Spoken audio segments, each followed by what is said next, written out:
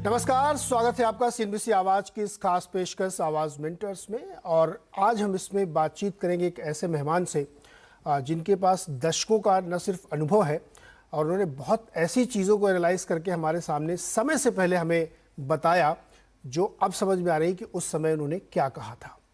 तो कोशिश ये होती है कि उनके नॉलेज को, उनके एक्सपीरियंस को आपके साथ शेयर करूं, जिससे आप बाजार को अच्छे से समझ सकें और अपने पोर्टफोलियो को बेहतर बना सकें।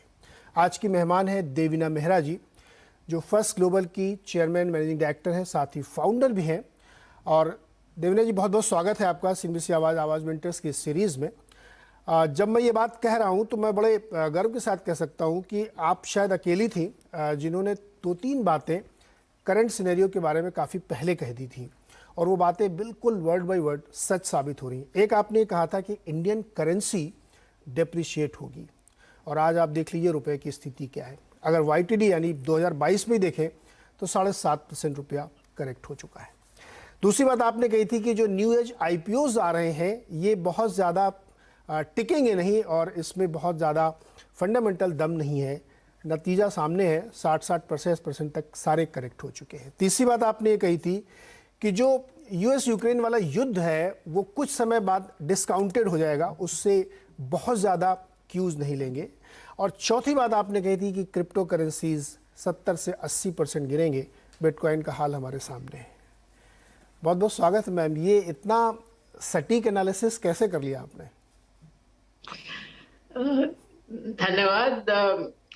तो इसके पीछे कोई ऐसी चीज नहीं है कि एकदम आपको दिमाग में फ्लैश आता है और आप दुनिया में सबसे अधिक समझदार व्यक्ति हो, ऐसा कुछ नहीं है। इन सब जो आपने चारों बातें बोली, इन सब के पीछे एक ही चीज रहती है, वो है डेटा एनालिसिस। कि आप जितना अधिक डेटा है, जहां तक अवेलेबल है, जितना पीछे आप जा सकते हैं, वो सारा डेटा आप लीजिए, उसको प्रॉपरली ठीक से एनालाइज करिए, ऑब्जेक्टिवली एनालाइज करिए। ये नहीं कि आपका जो भी पूर्वाग्रह है आप उसके अनुसार एनालाइज करें, जो कि हम लोग सबका ये टेंडेंसी होती है। ये हम लोग सबकी एक तरह से एक मनुष्य होने के कारण ही ये कारण रहता है कि हम लोग को लगता है कि जहां से हम सोच के आए हैं वैसा ही कुछ डेटा से निकल के आए।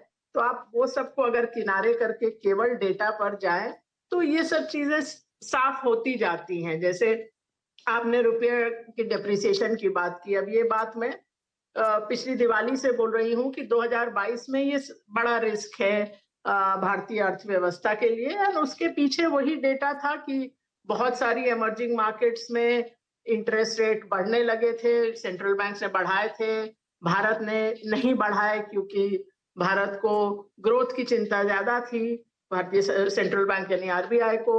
वो एक चीज थी। दूसरी चीज आप ये भी देखिए कि रुपया जो है वो आप लंबे समय का डेटा देखें तो या तो धीरे धीरे 2-3% साल का डिप्रिशिएट होता है, और जब वैसा नहीं होता, जब काफी समय एक बैंड में रहता है, तब वो अचानक से एक साल में बड़ा मूव देता है। तो ये नजर आ रहा था कि वो स्थिति आने वाली है। वो क्योंकि आप सरकार हो या आरबीआई हो, आप चाहते हैं कि सब चीज हम कंट्रोल कर लें, सब चीज हमारे नियंत्रण में हो, कि ग्रोथ भी ज्यादा हो, इन्फ्लेशन भी कम हो, इंटरेस्ट रेट भी कम हो, सब चीज, अनएम्प्लॉयमेंट कम हो। लेकिन सब चीज को आप एक साथ में नियंत्रित नहीं कर सकते। तो अगर आप ग्रोथ की तरफ फोकस करते हैं तो कहीं और कुछ और बदलता है, और इस केस में करेंसी पे दबाव आना था। वो एक चीज थी। जो आप आईपीओज की बात कर रहे हैं, so called new age IPOs, again एक चीज तो थी कि उनका अपना डेटा देखना कि क्या हो रहा है वहां पर। वो खुद ही बोल रहे हैं कि कभी हो सकता है वो प्रॉफिट में आए ही नहीं, वो एक चीज है। दूसरा ये होता है कि जब कोई आईपीओ आता है तो वो थोड़ा बहुत फाइनेंशियल में सुधार करने की कोशिश करता है, तो मार्केटिंग स्पेंड कम होती है, मार्केट शेयर कम होती है। ये सब चीज भी लगभग सभी आईपीओ में, चाहे वो जोमैटो हो, चाहे पॉलिसी बाजार हो, चाहे पेटीएम, सब में नजर आ रहा था। एक और डेटा पॉइंट जो था कि अगर आप नैस्डैक में या दूसरे वेस्टर्न नेशंस में देखें तो इस तरह के जो आईपीओस पहले आए थे, जो लॉस मेकिंग थे, जिनमें जो बिल्कुल इसी तरह के, जो उबर हो या डोरडैश हो, उनका क्या हुआ? उनका भी बहुत अच्छा परफॉर्मेंस नहीं रहा था। तो ये सब डेटा पॉइंट सामने थे। क्रिप्टो का आप हिस्ट्री देखें तो वही है कि क्रिप्टो जो कि उसमें खाली जो बिटकॉइन जिसका थोड़ा हिस्ट्री था उसमें आप देखें तो कई बार ये हुआ है कि 70 से 85% भाव गिरा है। तो ये तो क्लियर था कि ये बहुत वॉलेटाइल एसेट क्लास है। कब उसमें क्या हो जाए वो कहना मुश्किल था। जो आपने रशिया यूक्रेन युद्ध की बात की वो भी डेटा एनालिसिस पे आधारित था कि 40 साल में देखा हमने कि जब जब कोई युद्ध हुआ हो या जैसे 9/11 जैसा टेररिस्ट अटैक हुआ हो या यूएस ने जैसे कहीं बमबारी की हो चाहे गल्फ वॉर हो, हर स्थिति में देखा कि हर एक बार, ये भी नहीं कि औसतन, बट हर एक बार साल भर बाद वो मार्केट मूव में नजर नहीं आता है। जो स्टॉक मार्केट डायरेक्टली नहीं उससे अफेक्ट होती वहां वो नजर ही नहीं आता है।